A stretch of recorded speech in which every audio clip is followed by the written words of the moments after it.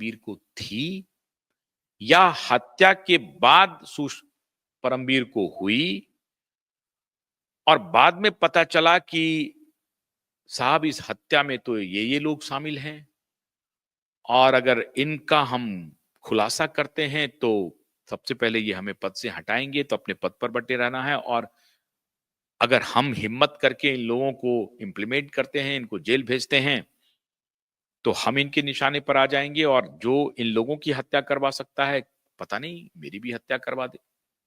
तो परमबीर सिंह एक police officer के रूप में हो सकता है, खाली पुलिस ऑफिसर को ये मत समझिए कि बड़े दबंग होंगे, ये होंगे, डरपोक भी होंगे।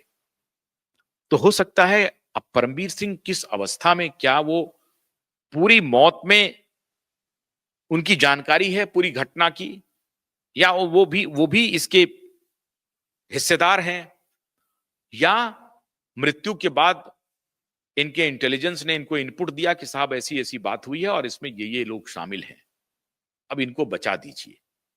क्या ये है? अगर ये है तो परमबीर खुद को बचा ले जाएंगे, और अगर परमबीर की भी इसमें संलिप्तता है सचिन बाजे की तरह, सचिन बाजे की तो संलिप्तता है ही है, इसमें तो कोई शक ही नहीं है, तो परमबीर, हो सकता है कि परमबीर ने यही ब्रीफ किया हो कि साहब मुझे ये जानकारी हमारे इंटेलिजेंस ने या कहीं से जो मेरे सूत्र ने बताया कि साहब इस तरह की मौत हुई है और इसमें इन इन लोगों की संलिप्तता है, और उसके बाद मेरे ऊपर दबाव आया कि हमें इस केस से बरी कर दीजिए, आपको जो चाहिए वो हम कर देंगे, और मेरे ऊपर दबाव था, चूंकि उस वक्त के वर्तमान मुख्यमंत्री थे, उनके पुत्र इसमें शामिल होने की बात हो रही थी, तो हमने अपने को बचाने के लिए ये किया। और ये बात मैं इसलिए कह रहा हूं कि अनिल देशमुख चूंकि होम मिनिस्टर थे, और अनिल देशमुख को जब ये पूछा गया कि क्या इस तरह की कोई बात है, तो उन्होंने इनकार कर दिया। तो अनिल देशमुख भी एक प्रकार से गुनहगार हैं, वो अगर जानते हैं, चूंकि होम मिनिस्टर थे वो, उनके ऊपर भी जिम्मेदारी आएगी। तो अनिल देशमुख, परमबीर सिंह, ये दोनों इससे बच नहीं सकते हैं।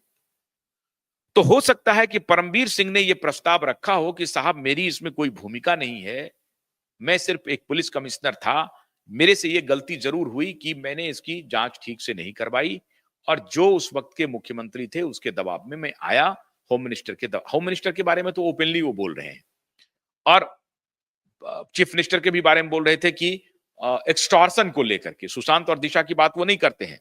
ये रिपोर्टर जब परमबीर से इंटरव्यू लेने के लिए जाते हैं तो उनको सुशांत दिशा के केस के बारे में पूछते ही नहीं है, क्योंकि उनको मालूम है कि भाई साहब इसमें तो उनको कोई जवाब नहीं दे पाएंगे वो। तो अनिल देशमुख अगर डिनाई करते हैं और परमबीर सिंह बार बार कहते हैं कि अनिल देशमुख, उद्धव ठाकरे, शरद पवार हमें एक्सटॉर्शन के मामले में बुलाते थे, तो इस केस में तो जाहिर है सीधे सीधे बुलाएंगे, तो शरद पवार को भी मालूम होगा, उद्धव को तो मालूम ही है। अब एक दो और बात आती है कि क्या उद्धव ठाकरे को अपने बेटे का कुकृत्य नहीं मालूम था? ऐसा भी हो सकता है कि अपने बेटे का कुकृत्य उद्धव ठाकरे को नहीं मालूम हो, कि वो इस एक्सटेंट तक गलत कामों में फंस चुका है, ड्रग के इसमें फंसा हुआ है, पैसा उसा उगाता होगा वो अलग विषय है, लेकिन वो तो नॉर्मल प्रैक्टिस है पॉलिटिक्स में, लेकिन वो ड्रग का पैसा उगा रहा है, या सुशांत के इसमें इन्वॉल्व है, दिशा के इसमें इन्वॉल्व है, हो सकता है कि उद्धव ठाकरे को इसकी जानकारी बिल्कुल नहीं हो, और जब ये बात में पता चली हो तो ये बोलता होगा कि पापा मुझे तो फंसाया जा रहा है, और वो यही नैरेटिव को उद्धव ठाकरे भी बाई कर रहा हो। तो जब परमबीर सिंह ये कह रहे हो तो उनको भी लग रहा होगा कि भाई परमबीर झूठ बोल रहे हैं। तो ये चक्र बहुत खतरनाक हो गया है, ये बहुत आसान नहीं है जितना आसान हम लोग समझ रहे हैं। हाँ, लेकिन एक बात जरूर है कि 5 साल का वक्त लगना नहीं है, सीबीआई को तो जो भी है, लेकिन सीबीआई को जांच तो पता है कहां कौन क्या हुआ है, एसआईटी को भी पता है। यह सवाल है कि जब इस केस को पटल पर लाया जाएगा, उसके बाद जो विस्फोट होगा, उस विस्फोट को कैसे काउंटर किया जाए, उसकी तैयारी हो रही है। और विस्फोट कुछ नहीं होगा, ले आए और सीधा जेल में डालें। तो उसके पहले, विस्फोट होने के पहले, हलाल की बात तो मैंने पहले भी किया है, आज फिर कर रहा हूं। एक एक करके उनकी एक एक कड़ी को तोड़ा जाएगा मजबूती से। पहले पैर तोड़ा जाएगा, फिर कमर तोड़ा जाएगा, फिर सीना तोड़ा जाएगा। और अब ये सीने पर आ रही है बात, तोड़ने की बात हो रही है। मुंबई महानगर पालिका इलेक्शन, और भारतीय जनता पार्टी ने भी घोषणा कर दी है कि मुंबई महानगर पालिका चुनाव वो अकेले लड़ेगी, अकेले लड़ेगी। क्यों अकेले लड़ेगी?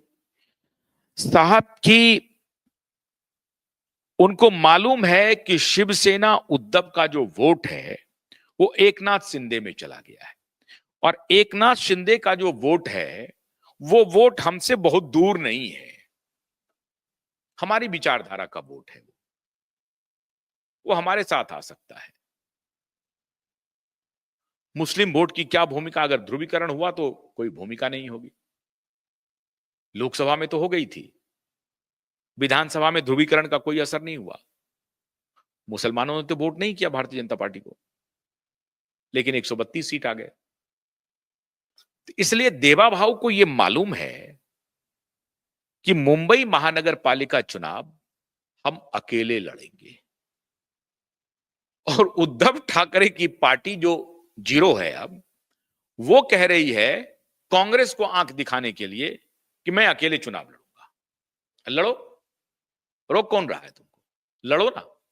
इस बार आटे दाल का भाव आपको पता करवा ही दिया जाएगा कि दाल का भाव क्या है, आटे का भाव। अब वही करना पड़ेगा दोनों बाप बेटे को।